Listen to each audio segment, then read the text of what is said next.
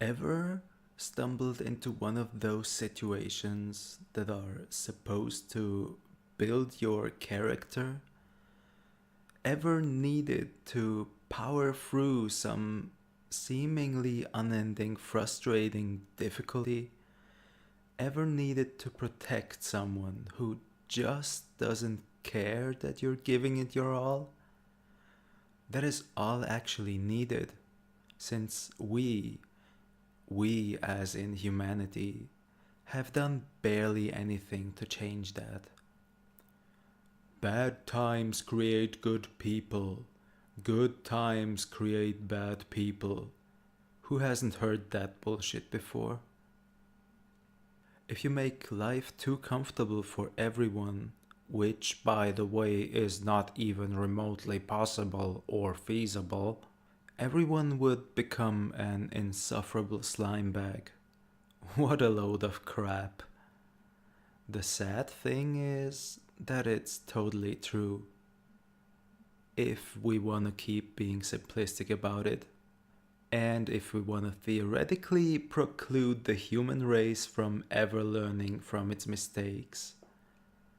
Currently, little human psycho monsters all over the world have to be painfully taught to walk and talk and feel the pain of others, mostly by introducing desensitization to and overexposure of their own pain. And even worse, they are taught to forget and deny their own pain, often even to love it, which kinda kicks off a vicious cycle of pain exposure, shame, dialogue withdrawal, ignorance, and projection. A terrifyingly deceptive, beautiful symphony of Stockholm Syndrome and selective amnesia. On the other hand, there's still a vitally important part to getting thicker skin, losing yourself, and losing to others. To make good people, you have to show them the consequences of bad behavior. Currently, ironically, mostly by behaving bad. Isn't that the perfect picture of failure? Barely anyone, maybe literally no one, knows how to do it without having those poor lost children be beaten into a phony submission. Even then, the underlying megalomania beast is never dead but merely asleep. That's how fragile the diminishment of bad currently is. Its complementary poison is the cop out into relativity. You know, the kind of we can't know the consequences of not having abused our following generations, therefore it's good that we did. As if consensus and consent never even existed in the first place, not even as a concept. And yet, all that violence, neglect, and denial is followed by a deafeningly resounding calm, ever ready to occasionally tilt into disaster, and that might never change. For millennia, us naked rodents were just as incentivized to dispense and swallow disproportionate danger as any other species. But for that to ultimately persist against intelligence, the lack of common ground among humans would need to be relatively absolute. And I have a certain way I think about absolutes. Also, you have to remember that by that reasoning, you effectively justify the introduction of every suffering, as long as there's no mind behind it. Hundreds of thousands of fatal car accidents are way less tragic than 1,000 murders, right? Which I'm fine with if you want to be smart and economic about it.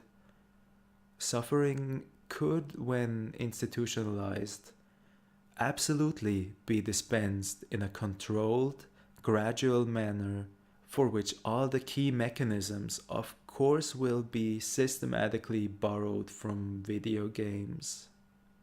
Doesn't matter which ones, be they economy or combat oriented.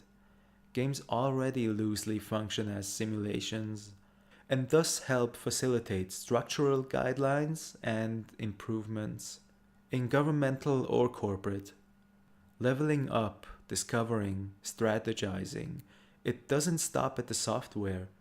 Instead of buying $13,000 control units, some bases in the US military recently invested in tech alterations, rendering them able to use Xbox 360 controllers to operate their gear.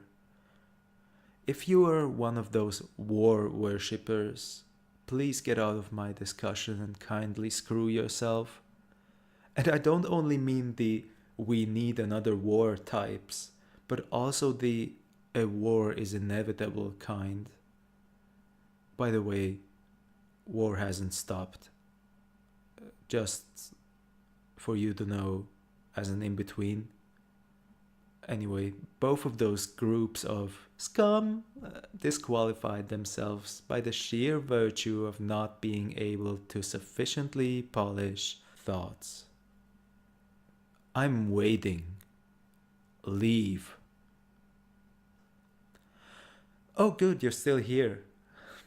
I'm glad I get the chance to tell you that I agree with both statements. If we apply a very loose definition of the word war, my ideal type of war is one where the only casualties are discarded ideas, efficiency-riddled discussion with strict and adaptive rules that incentivize suffering diminishment, first principles thinking, and constant high-speed updating. Your privilege to not change stops at the detectable pain and fear of another. Sorry. Real sorry. But for such a thing to be enforced, you need one hell of a strong institution, or a whole group of them. And that in and on itself is scary. Okay, you can stop imagining the worst now. Wipe everything about that totalitarian dystopia scenario you constructed in your short-term memory, or actively apply a spectrum to every size value of every defining aspect you identified in the fever dream you just had. Or, you know what? Don't. Start with the total nightmare that would arise from nobody suffering, and then tell me everything that's wrong with it. Oh no, but here's a counter-argument. If no one suffers gravely, everybody will end up being a hot-headed psychopath. Oh no. But here's a counter-argument. If no one suffers gravely, everybody will end up being a hot-headed psychopath. Literally. And you know what? I would be fine with that.